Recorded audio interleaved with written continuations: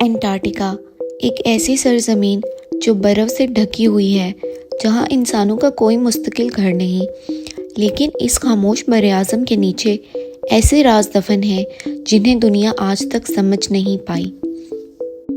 یہ براعظم 98% برف سے ڈھکا ہوا ہے اور زمین کے 70% صاف پانی کا ذخیرہ بھی یہیں موجود ہے۔ سائنسدانوں کا کہنا ہے کہ برف کے نیچے پہاڑوں کی پوری قطاریں اور جھیلیں چھپی ہوئی ہیں۔ کچھ لوگ تو یہ بھی مانتے ہیں کہ یہاں کوئی قدیم تہذیبیں دفن ہیں۔ یہ بات ہے 1513 کی، جب ایک ترک ایڈمرل پیری رئیس نے انٹارکٹیکا کا ایک نقشہ بنایا جس میں انٹارکٹیکا کی ساحلی لکیر برف کے بغیر دکھائی گئی۔ لیکن یہ کیسے ممکن ہے؟ انسانوں نے تو اس براعظم کو صدیوں بعد دریافت کیا تھا۔ کیا یہ کسی قدیم تہذیب کے ہونے کا ثبوت ہے؟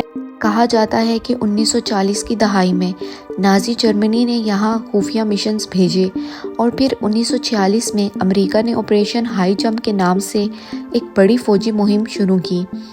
سرکاری طور پر مقصد سائنسی تحقیق بتایا جاتا ہے، مگر کچھ لوگ مانتے ہیں کہ وہ یہاں کسی چھپی ہوئی چیز کی تلاش میں آئے تھے۔ سیٹلائٹ تصاویر میں برف کے نیچے کچھ ایسی عمارتیں دیکھی گئی ہیں جو بالکل مصر کے اہراموں جیسی دکھتی ہیں، یعنی پیرامڈز جیسی۔ کچھ سائنسدان کہتے ہیں کہ یہ قدرتی ہیں، لیکن بہت سے لوگ اس کی وضاحت پر یقین نہیں کرتے۔ 4 کلومیٹر موٹی برف کے نیچے ہے لیک ووسٹوک، ایک جھیل جو لاکھوں سالوں سے برف تلے دبی ہوئی ہے۔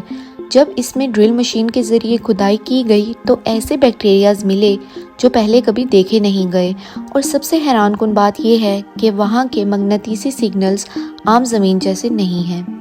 کچھ نظریات کے مطابق انٹارکٹیکا میں زمین کے اندر جانے والا دروازہ موجود ہے، ایک ہولو ارتھ یعنی کھوکھلی زمین کی تھیوری، جہاں شاید کوئی چھپی ہوئی دنیا یا مخلوق آباد ہو۔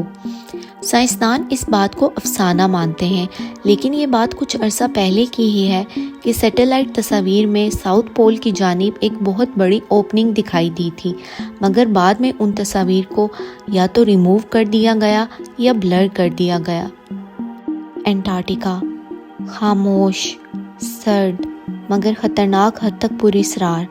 ہر نئی دریافت ایک اور سوال پیدا کرتی ہے۔ جب تک برف پگھل کر سب کچھ ظاہر نہیں کرتی، انٹارکٹیکا زمین کا سب سے پراسرار مقام بنا رہے گا۔